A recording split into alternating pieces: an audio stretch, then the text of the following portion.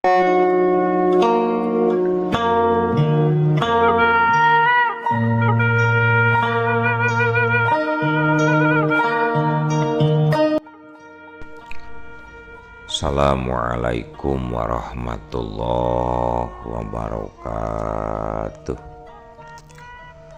Wadia balad dongeng Ki Agus Jago di mana wae ayana. Alhamdulillah wa syukru ala ni'amillah. Kalayan diwuwuh ku Qobul anu maha agung, dibarengan ku pangijabah anu maha kawasa, diiring ku kadedeh kanya Gusti anu maha suci. Urang ayeuna dugi kadangat ayeuna masih keneh tiasa ditepang dangukeun deui dina acara anu matuh kamemet urang sadayana, nyatana dina pagelaran dongeng Sunda jejer carita Nyi Klet bagian anu ka 27 nanya pamiarsa. Ieu dongeng mangrupikeun buah karyana Kang Rudiansah ti Palihan Leles Garut. Kangge Kang Rudiansah ngahaturkeun rewu nuhun laksa ketika bingahan rehna parantos ngintunkeun naskah sakaligus ngawidian mamang kangge medar ieu dongeng dina kandaga dongeng Ki Agus Jago ieu. Atuh sumangga kanu teu acan subrek kantun subrek heula, ngarah langkung pogot sareng langkung sumangat deui kasih mamangna dina enggoning madar ieu dongengna. Nging hilap di like di komennya nu saseueur-seueurna. Lain naon mamang masok bingah gitu ari maosan komentar-komentar ti para wargi sadayana teh. Atuh ngarati nyangkolong ting kana waktos sumangga ayeuna mah urang lajengkeun deui dongeng Nyi Klet bagian anu ka 27. Kumaha salajengna sor cikopina betot simbutna pagan heula tali kolorna bisi morosot merezel morozol uzelan di tengah jalan tumpak dung dung des.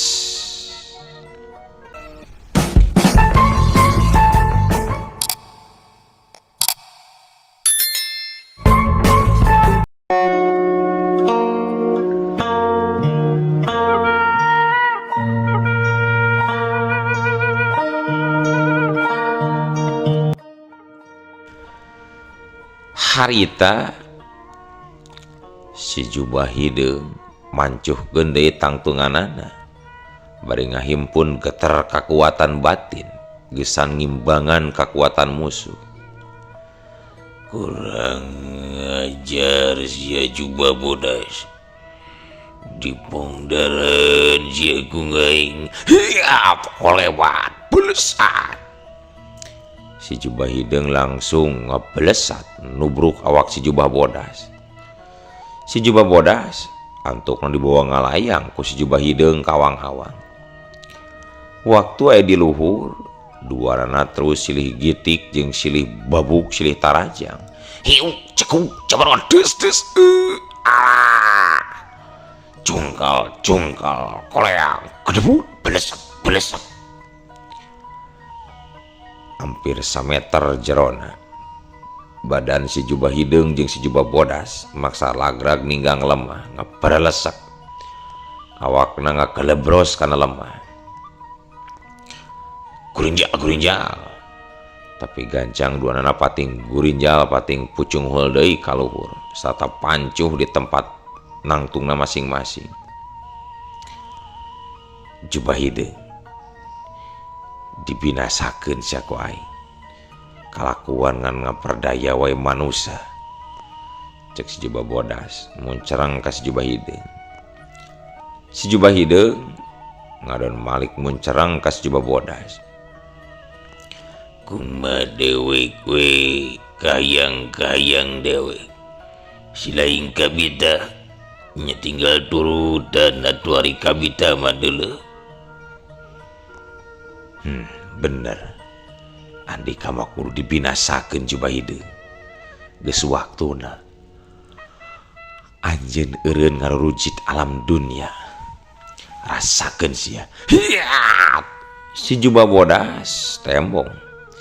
Ngakibageun leungeun katuhuna ka palebas si Jubah Hideung.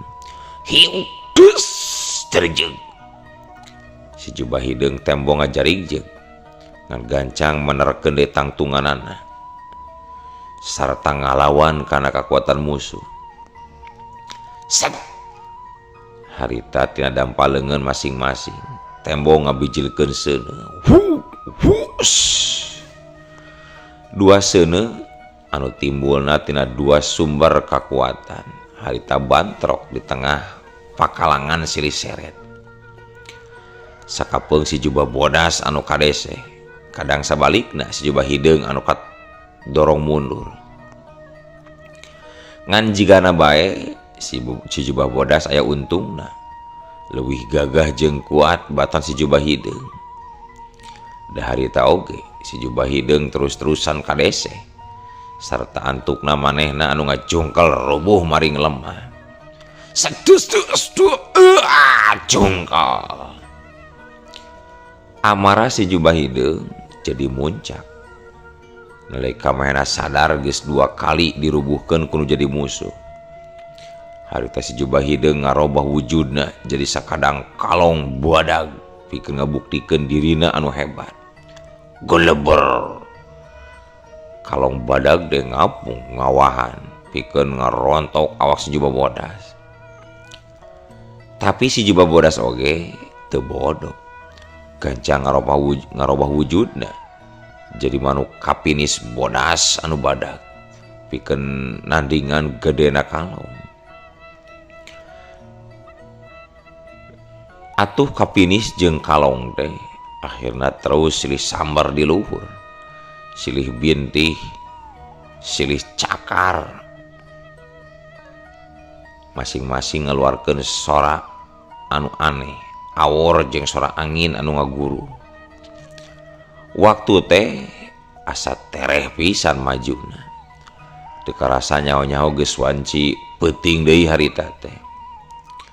Bu Intan anu keur kapiuhan kulisik ka tembong ngulisik lilir tina kapiuhanana. Bari ngadengi anu ngaguru, Bu Intan ngorejat hudang terus nangtung. Ku Bu Intan katingali di kajauhan aya anu hurung maju kakulonkeun maning antai. Ranggieung Bu Intan leumpang semuru manggieung ninggalkeun eta tempat nyorang jalan anu bala. Leumpangna utag atog sabab jalanna rumpil jeung gurawes. Aya gawir anu lungkawing teu kaciri. Jeung da nyawe Bu Intan harita sukuna bet nincak gawir. Antukna tikus sewat terus labuh awakna ngakulitik ka handap. Gaduh. Kulitik jeleng. Awakna antalak karena barang nu teu asemu euyak. Bu Intan ngareret kanu didupakna bieu. Cerit. Bu Intan ngacerit. Pocong. Tolong. Aya pocong. Cek Bu Intan. Ajrug. Pocong teh ajrugan nyampeurkeun. Toba. Kalkan nyampeurkeun. Hus. Nyingkah sajurik, nyingkah. Eta pocong diusir teh lain nyingkah. Ngaran beuki ngadeuketan ka Bu Intan. Pas geus aya hareupeun Bu Intan, eta pocong teh kadenge ngomong ngakuna ngaran Nyi Lilis. Kuring Nyi Lilis teh Bu Intan. Tong nyieun. kuring moal naon-naon Bu Intan. Justru kuring arek ngabejaan ka Bu Intan. Yen salaki Bu Intan teh aya di hiji tempat anu aman. Jadi teu kudu hariwang, teu kudu diteangan. Tah sakitu omatnya Bu Intan balik we ka lembur. Bisi capek-capek mah hayu dijajabkeun ku uing. Kumaha daek mun kitu Bu Intan? Cek eta pocong anu ngakuna Nyi Lilis. Bu Intan masih ngaregepkeun kana caritaan eta pocong. Sieun-sieun oge didengekeun. Taubat teuing Gusti. Aya we ieu pocong ngajakan balik ka lembur sagala ka aing. Nya urang mana maneh teh sabenerna he pocong. Kan itu nyingkas ya.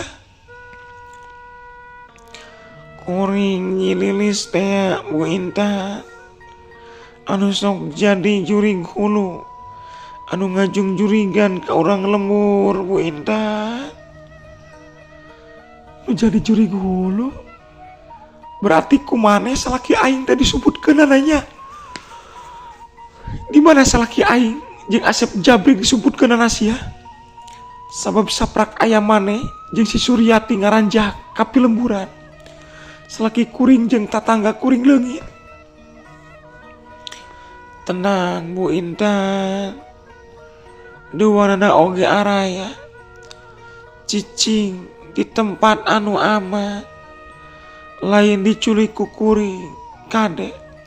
Tong salah saka anjeun Bu Intan. Kuring mah lain tukang nyulik jalema. Duka kunaon Bu Intan bet daek ngahaminan karena ceritaan pocong Nyi Lilis.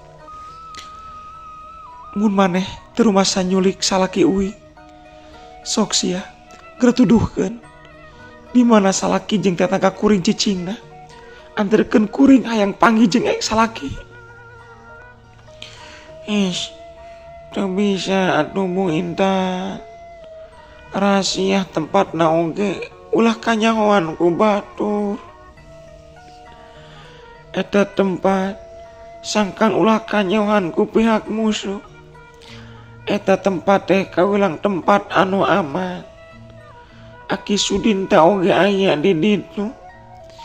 Malah Ki Sudinta anu dikolotkeunana teh RW Gandhi jeung Asep Jabri bakal jadi jaragoan ayeuna mah. Sabab keur diaping ku Ki Sudinta dina hal ilmu pangawaru. Nu bener nyarita teh pocong. Salaki kuring bener aman. Cicing jeung jalma nu ngaran Ki Sudinta. Nah bener eta teh. Ai si ibu mah teu percayaan geni. Nya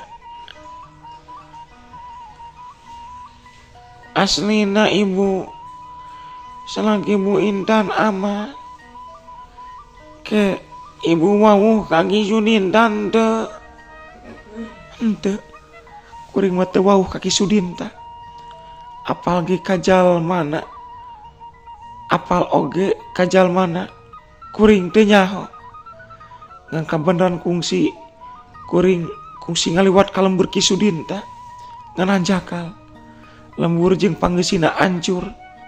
Geus diburak-barik ku si Jubah Hideung. Eta oge pangna kuring nyaho teh waktu nampak keterangan ti warga lembur anu keureuh sakarat. Jadi Ki Sudinta teh apal ngaran teu apa rupa.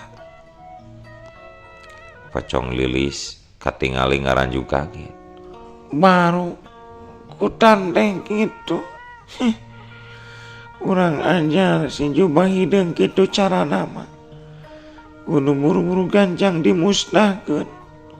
Bahaya pikeun keselamatan warga Pilemburan. Anjeun teu kudu api-api hade ka kuring. Anjeun oge sarua jahat. Neroran warga lembur anu ngabalukarkeun salaki kuring leungit jeung loba korban nyawa warga lembur anu teu tuah teu dosa.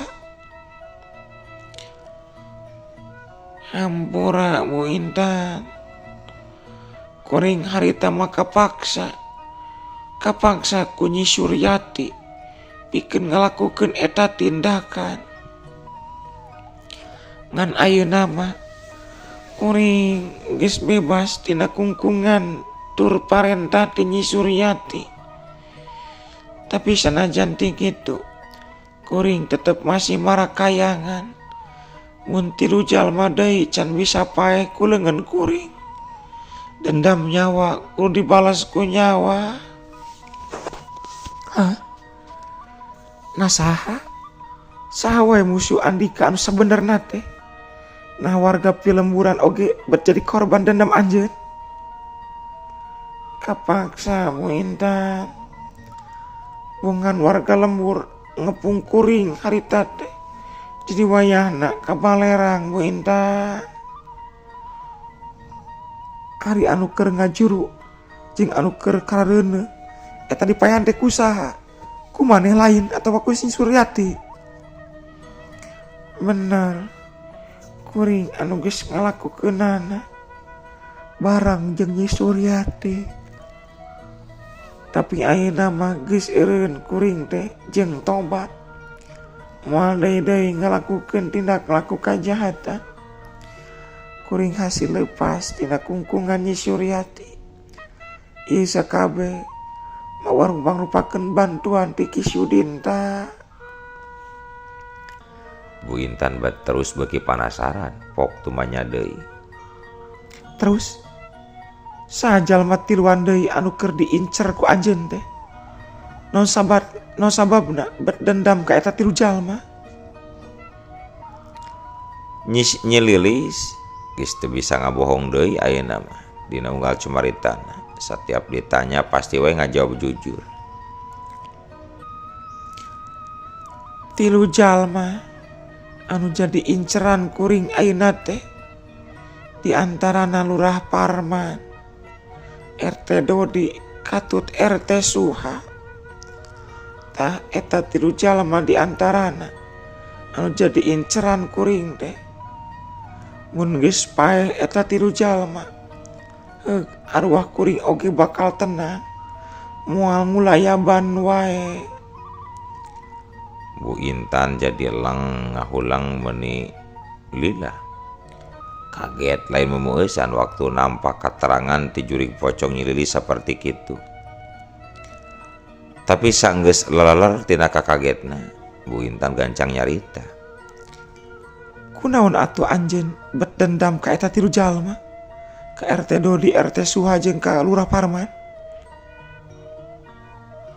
Lantaran waktu kuring keur hirup aya 7 jalma anu mateni kuring. Antarana Lurah Parman, RT Dodi, Katut RT Suha. Kitu tah Bu Intan. Ari anu opatanana deui saha? Salian ti RT Dodi, RT Suha jeung Lurah Parman? Anu opatan deui mah urang lembur jauh. Bu Intan oge moal wau sanajan disebutkeun ngaranna ku kuring. Jeung deui Bu Intan tetep kudu tenang. Kuring teh patalukan Ki Sudinta. Jadi geus moal jahat deui ka bangsa manusia. Heeh. Terus kuring teh kudu kumaha ayeuna pocong? Tadi ge kuring ampir-ampiran cilaka. Diperdaya ku si Jubahide. Nyaho kuring oge Bu Intan. Bu Intan tadi keur kaancam bahaya. Ngan untung kaburu datang si Jubah Bodas. Nu ngahaja datang nulungan Ibu Intan. Geuning anjeun apal. Saha si Jubah Bodas teh atuh nu sabenerna? Anjeun nyaho? Apal. Kuring memang geus apal pisan. Saha si Jubah Bodas? Tapi wayahna ku kuring moal dibere nyaho. ayeuna mah tak ayeuna mah Bu Intan wayahna kudu nurut ka diri kuring, kudu balik ka lembur. Cicing tungguan RW Gandi engke bakal balik Bu Intan. Tapi kuring geus kagok lumampah jauh. Balik deui mah lebar waktu atuh pocong. Tenang Bu Intan, kuring ge ngarti. Bu Intan teh keur sono onos ka pangerwe. Tapikeun sakali deui Bu Intan sing tenang. Pangerwe ngoge bakal balik ka lembur kalayan salamet. Sing percaya ka kuring Bu Intan. Dina kayaan keur anteng ngarobrol kitu ngadadak kolewat. Harita nu ngolebat datang sagala hideung nyamber awak Bu Intan pikeun dibawa indit ninggalkeun eta patempatan. Sedhut kalayang. Sakadang kalong meh we hasil nyamber awak Bu Intan. Tapi barang jeung rek nyamberna sakadang kalong kapinis bodas jelmaan si Jubah Bodas tembong ngolebat nyusul sarta nubruk kalong badak belesat kolebat set jelebet banget kalong dipintih ku jangjang kapinis celeng kalong badak deh ngaclang kagigir nunggar batu gede duah batu gede anu kateunggar awak sakadang kalong terus hancur jadi sabaraha bagian lir umpama menang ngabencarkeun cengelek sakadang kalong jeung sakadang kapinis meh bareng ngajanggelek jadi jubah hideung jeung jubah bodas. Arek ka mana sia bangsat cek si Jubah Bodas.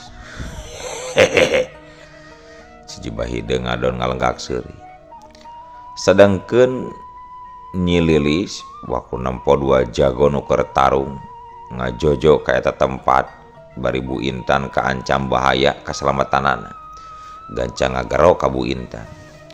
Bu Intan gancang cekelang taktakuri urang tinggalkeun ieu patempatan bahaya Bu Intan. Waktu Nyi Lilis ngagero Bu Intan teu loba tatanya deui gep leungeunna gancang nyekelan tak pocong belesat kalayang. Eta pocong teh terus ngabelesat ngapung ngawang-ngawang mawa Bu Intan sina balik ka lemburna. Red si Jubah hideung ngareret ka si Jubah Bodas laju muncerang.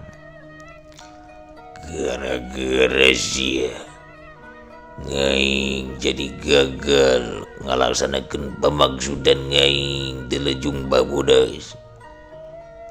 Bongan saha anjeun bet mikahayang ka manusia bari geus anu bogana dasar tuyahan sia curig toloheor.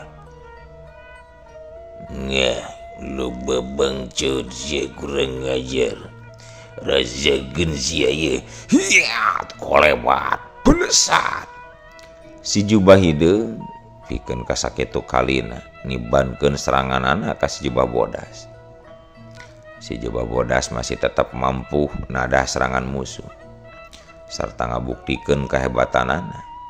Si Jubah Bodas bari nyingkahan serangan lawan langsung males narajang.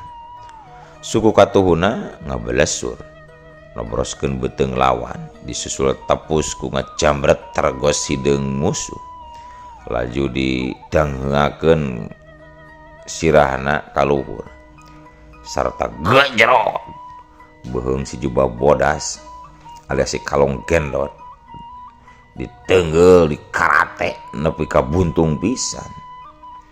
Sra samemeh aya kajadian saterusna awak si Jubah hideung anu robah jadi sakadang kalong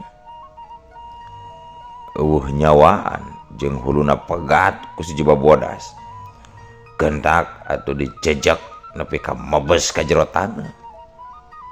Sedangkeun hulu si kalong gendot dipangpengkeun ka walungan anu caina ngagulidag badag. Yakin we ayeuna mah si jubah bodas teh geus palastra ku si jubah hideung teh geus palastra ku si jubah bodas.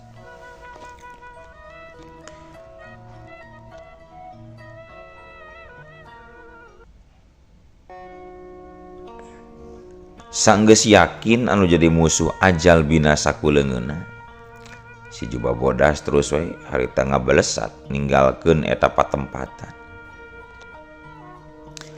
Para wargi sadayana, ayeuna urang caturkeun kayaan di Pilemburan. Harita teh Jang Salim jeung warga lembur di antarana anu kabagean tugas ngaronda. Kadenge keur garunam catur tiluan di jero pos. Bari dipependek dibarengan ku dahareun jeung Cikopi. Ari Kang Poleng, nah teu milu ngajurag musuh geuning Kang. Cek Jang Salim kasih Poleng anu memang aya di lembur teu jadi milu ngajurag tempat nyikelet duka teuing kunaon. Lain teu hayang milu ngajorag kuring Jang Salim. Akang teh ngadadak paranas tiris pugu. Ayeuna oge ngaronda teh maksakeun saeunaun mah.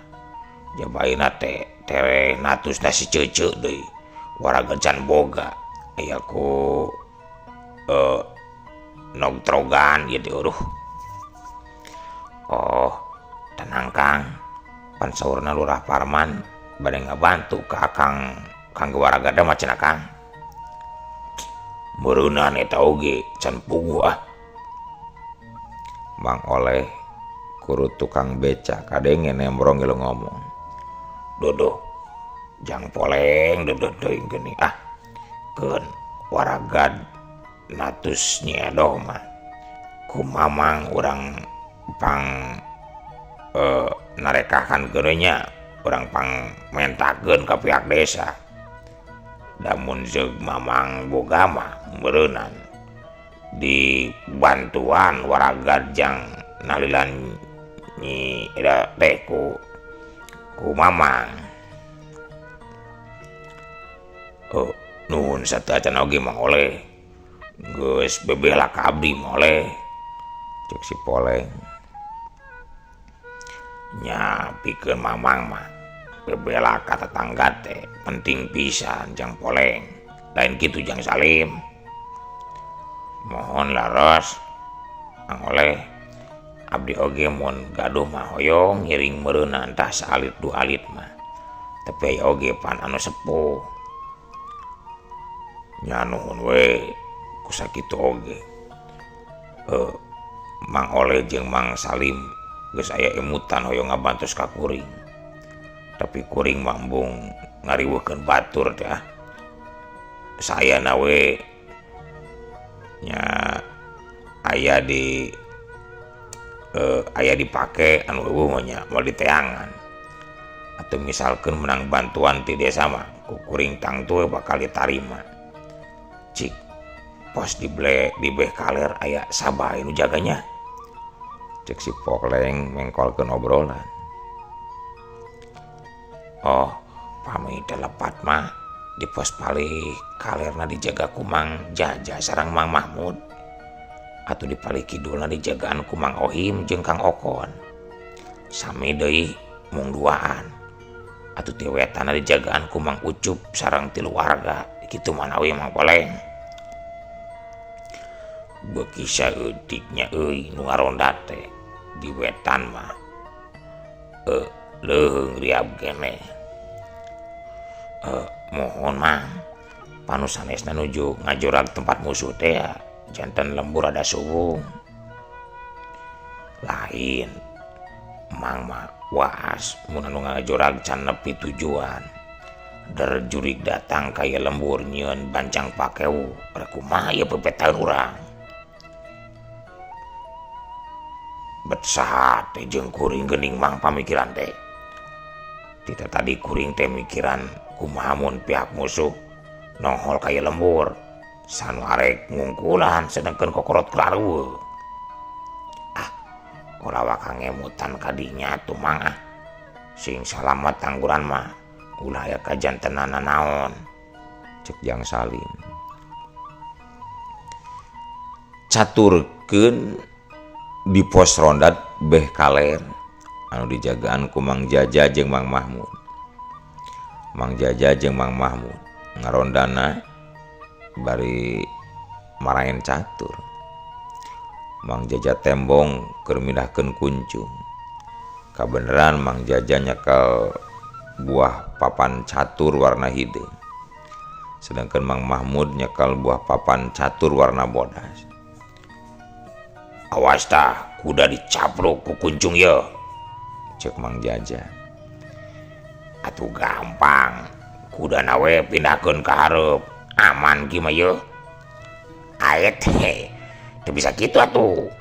Mun kuda dipindahkeun mah menterina beunang seter gerak ku dewek. Heuh nya. Ke. Ieu pion kareupkeun, sok pajukeun. Naon deui sok sia? Eta mah kudu kieu ye, pati kareupkeun. Awas tah kuncung dihakan ye ku menteri ye. Alah. Eta naon? Eta waktu saseep. Eueuh. Waktosna kabujang seep. Wadia balad dongeng Ki Agus Jago. Keun atunya. Ieu dongeng teh urang cekapkeun we heula dugi ka dieu. Insyaallah enjing pageto baris dilajengkeun deui. Atuh ku kitu ku kieuna mamang sajamit mungkur amit mundur di payunan para wargi sadayana. Hayu Assalamualaikum warahmatullahi wabarakatuh.